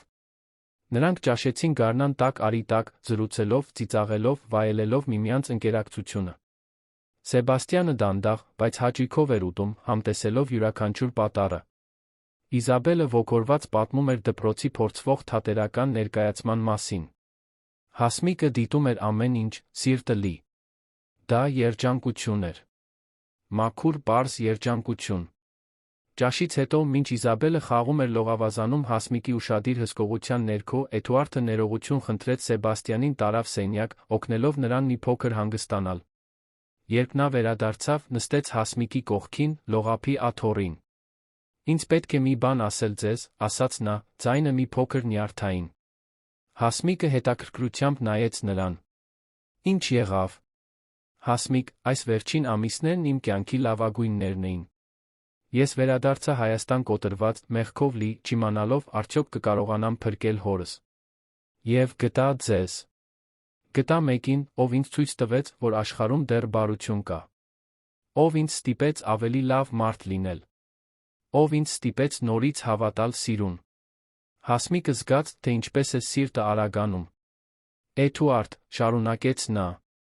Ես գիտեմ, որ մեր պատմությունը սկսվեց այլ կերպ։ Ես գիտեմ, որ մենք տարբեր աշխարհներից ենք եկել։ Բայց դա կարևոր չէ։ Կարևորն այն է, ինչ մենք զգում ենք։ Եվ ես սիրահարվեցի ձեզ, Հասմիկ։ Խորապես։ Եվ ուզում էի իմանալ, արդյոք դուք նույնն եք զգում։ Հասմիկը զգաց, թե ինչպես են արցունքները գալիս։ Զգում եմ։ Ես նույնն եմ զգում, Էդուարդ։ Վախենում եմ ինձ հանձնելուց, բարձր երազելուց, հիասթափվելուց։ Բայց դա ճիշտ է։ Ես էլ եմ սիրահարվել ձեզ։ Էդուարդը ժպտաց, աչքերը փայլելով։ Ուրեմն կարող ենք փորձել։ Կարող ենք միասին ինչ-որ բան կառուցել։ Դուք, ես, Իզաբել, իմ հայրը։ Կարող ենք իրական ընտանիք լինել։ Հասմիկը գլխով արեց, միաժամանակ լացելով ժպտալով։ Կարող ենք։ Ես շատ եմ ուզում դա։ Էդուարդը խոնարհվեց, համբուրեց նրան։ Մեղմ համբույր, լի քնքշանքով խոստումով։ Իզաբելը, ով դիտում էր լողավազանից, ուրախության ճիչ արձակեց։ Մայր։ Քերի Էդուարդը համբուրեց ձեզ։ Հասմիկը ծիծաղեց, սրբելով արցունքները։ Ճիշտ է, աղջիկս։ Եվ մենք շատ երջանիկ ենք։ Իզաբելը վազելով դուրս եկավ լողավազանից, ամբողջովին թաց, գրկեց երկուսին։ Ուրեմն հիմա մենք իրական ընտանիք կլինենք։ Դուք իմ հայրը կլինեք, քերի Էդուարդ։ Էդուարդը ծնկի իջավ աղջկա դիմաց, աչքերը հուզված։ Եթե ձեր մայրը թույլ տա, եթե դուք ուզեք, ես կցանկանայի լինել ձեր հայրը։ Ես ուզում եմ։ Ես շատ եմ ուզում։ Երեքն էլ գրկեցին միմյանց, լացելով ծիծաղելով։ Սեբաստյանը, ով դիտում էր ամեն ինչ սենյակի պատուհանից, նույնպես լացում էր։ Ուրախությունից, թեթությունից, երախտագիտությունից։ Նրա ընտանիքը վերածնվում էր։ Աճում էր։ Նորից ամբողջական էր։ Հաջորդ ամիսները կառուցման էին։ Էդուարդը Հասմիկը պաշտոնականացրին իրենց հարաբերությունները։ Նա նրան ներկայացրեց Երանում ունեցած մի քանի ընկերներին, ծանոթներին։ Ոմանք տարօրինակությամբ նայեցին, ուրիշներ՝ նախապաշարմունքով։ Բայց մեծ մասը, հատկապես նրանք, ովքեր գիտեին պատմությունը, Հասմիկին ընդունեցին հարգանքով, սիրով։ Նրան դիտում էին որպես հերոսուհի, ով փրկել էր Սեբաստյանին, քաջ կինը, ով դիմակայել էր անարդարությանը։ Հասմիկը նույնպես նորից սկսեց սովորել։ Էդուարդը խրախուսեց նրան բուժքույրական տեխնիկական դասընթաց անցնել։ Նա միշտ էլ մարդկանց խնամելու ձիրք ուներ, դա կարող էր պարկատրող մասնագիտություն լինել։ Հասմիկը համաձայնեց։ Նա ընդունվեց երեկոյան դասընթացի մեջ, ջանքերով հավասարակշռում էր ուսումը Սեբաստյանի խնամքի հետ։ Էդուարդը օգնում էր նրան, երբ հնարավոր էր, ստանձնելով տան գործերը, խնամելով Իզաբելին, ներկա լինելով։ Իզաբելը շարունակում էր մեծանալ գեղեցիկ խելացի։ Նա Էդուարդին կանչում էր հայր, իսկ Սեբաստյանին՝ պապիկ։ Նրա կյանքի 3 տղամարդիկ պաշտում էին նրան։ Էդուարդը նրան կիրակի օրերին զբոսանքի էր տանում, պաղպաղակ էր գնում էր կինո, զբոսայգի։ Սեբաստյանը լսում էր նրա պատմությունները, խորհուրդներ էր տալիս, նրանց իմաստությամբ, ովքեր շատ էին ապրել։ Հասմիկը տեսնում էր իր դստերը, շրջապատված սիրով իրեն ամբողջական էր զգում։ Սեբաստյանը շարունակում էր իր ապաքինումը։ Նա արդեն կարողանում էր քայլել առանց քայլակի կարճ հեռավորություններ։ Ավելի պարզ էր խոսում։ Նույնիսկ նորից սկսեց թերթ կարդալ, հեռուստացույց դիտել։ Մասնակցում էր ընտանեկան զրույցներին, իր կարծիքն էր հայտնում, կատակներ էր անում։ Նա իսկապես ապրում էր, ոչ թե պարզապես գոյություն ուներ։ Մի սուրբ ծննդյան ընթրիքի ժամանակ, բոլորը հավաքված ճաշասենյակում, Սեբաստյանը խոսք խնդրեց։ Նա նստած էր սեղանի գլխին, Էդուարդը Հասմիկը յուրաքանչյուր կողմում, Իզաբելը մոր կողքին։ Նա սիրով նայեց յուրաքանչյուրին, սկսեց խոսել, ձայնը դեռ մի փոքր ձգձգված, բայց հասկանալի։ Ուզում եմ շնորհակալություն հայտնել։ Շնորհակալություն Աստծուն, որ կենդանի եմ։ Շնորհակալություն որդուս, վերադառնալու համար։ Շնորհակալություն Հասմիկին, ինձ փրկելու համար։ Շնորհակալություն Իզաբելին, ինձ ամեն օր ժպտալու համար։ Դուք իմ ընտանիքն եք։ Իմ իրական ընտանիքը։ Եվ ես շատ եմ սիրում ձեզ։ Բոլորը լացեցին։ Վեր կացան, գրկեցին միմյանց։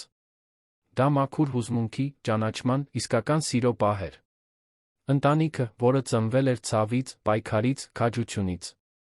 Ընտանիքը, որն ապացուցեց, որ մարդու իրական արժեքը ոչ թե բանկային հաշվի մեջ է, այլ բնավորության։ Այդ սուրբ ծննդից 1 տարի անց Էդուարդը Հասմիկը ամուսնացան։ Դա պարզ արարողություն էր, հենց առանձնատանը, քիչ հյուրերով։ Սեբաստյանը ներկա էր, կանգնած, օգտագործելով քայլակը, բայց ամուր։ Հենց նա էր, ով Հասմիկին հանձնեց Էդուարդին, մի տեսարանով, որը հուզեց բոլորին։ Իզաբելը փոքրիկ հարսնացուն էր, գեղեցիկ սպիտակ զգեստով, վարդագույն ժապավենով։ Նվարդը, Հասմիկի զարմուհին, նույնպես այնտեղ էր, ուրախությունից լացելով, տեսնելով զարմուհու կյանքը փոխված։ Երդումներն անկեղծ էին խորը։ Էդուարդը խոստացավ սիրել, հարգել, խնամել Հասմիկին իր կյանքի բոլոր օրերին։ Հասմիկը խոստացավ լինել նրա կողքին ուրախություններում, դժվարություններում, միասին կառուցել ապագա, մեծացնել Իզաբելին սիրով, իմաստությամբ։ Երբ քահանան նրանց ամուսին կին հայտարարեց, ծափահարությունները արձագանքեցին այգում։ Ամուսնությունից 2 տարի անց Հասմիկը ավարտեց բուժքույրական դպրոցը։ Նա դասարանի լավագույն աշակերտուհին էր։ Էդուարդը, Սեբաստյանը, Իզաբելը շրջանավարտների հանդիսության հանդիսատեսի շարքում էին, ոգորված յուրաքանչյուր կանչված անվան համար, մինչ վերջապես լսեցին. Հասմիկ Դավթյան Ալեքսանյան։ Նա բարձրացավ բեմ, ստացավ դիպլոմը, լացեց։ Դրանք նվաճումի, հաղթահարման, իրականացման արդյունքներ էին։ Սեբաստյանը, այժմ 83 տարեկան, ավելի ու ավելի էր ուժեղանում։ Նա նորից սկսեց հաճախել հասարակական միջոցառումներ, ընկերների հետ հանդիպումներ, ընտանեկան ընթրիքներ։ Միշտ Էդուարդի, Հասմիկի կողքին։ Մարդիկ մեկնաբանում էին նրա հրաշալի ապաքինման մասին, թե ինչպես էր նա պարզ, ակտիվ, երջանիկ։ Նա ժպտում էր ասում. Դա հրաշք չէր։ Դա սեր էր։ Իրական սերը փրկում է կյանքեր։ Իզաբելը, արդեն 12 տարեկան, մեծանում էր գեղեցիկ, խելացի աղջիկ։ Նա լավ գնահատականներ ուներ, շատ ընկերներ, բարձր էր երազում։ Ցանկանում էր բժիշկ դառնալ, օգնել մարդկանց, ինչպես մայրը օգնեց պապիկ Սեբաստյանին։ Էդուարդը, Հասմիկը ամեն ինչում աջակցում էին նրան, տալիս էին անհրաժեշտ ամբողջ աջակցությունը։ Այսօր, 5 տարի անց այն օրվանից, երբ Հասմիկը առաջին անգամ ոտք դրեց առանձնատուն որպես տնային աշխատող, նա այնտեղ ապրում է որպես կին, մայր, բուժքույր ընտանիքի հենարան։ Նա այլևս չի ամաչում իր համեստ ծագումից։ Ընդհակառակը, հպարտությամբ կրում է պայքարի, հաղթահարման, քաջության պատմությունը։ Նա դասախոսություններ է կարդում դպրոցներում, հաստատություններում կարեկցանքի մասին, ճիշտը անելու մասին, նույնիսկ երբ դա դժվար է, հավատալու մասին, որ ավելի լավ օրեր կգան։ Էդուարդը վերադարձավ լուսանկարչությանը։ Նա փոքրիկ ստուդիա բացեց, որտեղ արվեստի լուսանկարներ, ընտանեկան դիմանկարներ, հարսանեկան լուսանկարներ է անում։ Նա երջանիկ է, անելով այն, ինչ սիրում է։ Եվ ամեն գիշեր վերադառնում է տուն, գրկում իր կնոջը, համբուրում դստերը, խոսում հոր հետ, շնորհակալություն հայտնում իր ունեցած կյանքի համար։ Սեբաստյանը, երբ հնարավորություն է ունենում, պատմում է, թե ինչպես է փրկվել։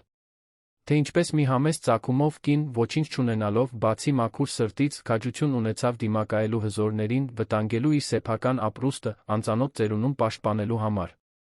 Նա ասում է, որ Հասմիկը մարդկայնության օրինակ է, եւ որ աշխարհն ավելի լավ կլիներ, եթե բոլորը մի փոքր ավելի նրա նման լինեին։ Հասմիկը, միշտ համեստ, ասում է, որ պարզապես արեց այն, ինչ պետք է աներ ցանկացած մարդ։ Բայց խորքում նա գիտի, որ տարբերություն է արել։ Փրկել է կյանք, վերակառուցել է ընտանիք, փոխել է իր սեփական ճակատագիրը եւ ապացուցել է, որ երբ քաջությունը միանում է բարությանը, հրաշքներ են պատահում։ Սիրելի ունկնդիրներ, հուսով ենք, որ Հասմիկի Էդուարդի Սեբաստյանի պատմությունը խորապես դիպչել է ձեր սրտերին։ Սա քաջության, կարեկցանքի իսկական սիրո փոխակերպող ուժի մասին պատմություն է։ Հասմիկը մեզ սովորեցնում է, որ անկախ նրանից, թե որտեղից ենք մենք եկել կամ ինչ են մեր հանգամանքները, մենք միշտ կարող ենք ընտրել անել այն, ինչ ճիշտ է, նույնիսկ երբ դա նշանակում է վտանգել այն ամենը, ինչ ունենք։ Եթե այս պատմությունը արձագանքեց ձեզ, անպայման բաժանորդագրվեք մեր ալիքին նմանատիպ ոգեշնչող պատմություններ ստանալու համար։ Սեղմեք բաժանորդագրվելու կոճակը, ակտիվացրեք զանգակը, մեր պատրաստած հուզիչ պատմություններից ոչ մեկը բաց չթողնելու համար։ Նա թողեք ձեր հավանումը այս տեսանյութին, դա մեզ շատ է օգնում շարունակել ձեզ համար որակյալ բովանդակություն բերել։ Մենք շատ ենք ուզում իմանալ ձեր կարծիքը։ Ո՞րն էր այն պահը, որն ամենից շատ հուզեց ձեզ։ Դուք երբե նմանատիպ իրավիճակի միջով անցել եք կամ ճանաչում եք մեկին, ով նմանատիպ մարտահրավերների է բախվել։ Կիսվեք ձեր մտորումներով ստոր մեկնաբանություններում։ Մենք սիրում ենք կարդալ ձեր հաղորդագրությունները, շփվել այս հրաշալի համայնքի հետ, որը միասին կառուցում ենք։ Մենք ունենք հատուկ երկացանք, նույնքան գրավիչ պատմություններով, որոնք սպասում են ձեզ։ Սեղմեք էկրանի կողքին, շարունակեք այս հուզական ճանապարհորդությունը մեզ հետ։ Ամեն օր մենք ներկայացնում ենք պատմություններ, որոնք ուսումնասիրում են կյանքի բարդությունը, դժվար ընտրությունները, մարդկային վիճակի գեղեցկությունը։ Հիշեք, ինչպես մեզ ցույց տվեց Հասմիկը, բարության փոքրիկ արարքները կարող են փոխել ամբողջ կյանքեր։ Գուցե այսօր այն օրն է, որ դուք փոփոխություն կմտցնեք ինչ-որ մեկի կյանքում։ Շնորհակալություն մեզ հետ լինելու համար։ Մինչ հաջորդ պատմությունը։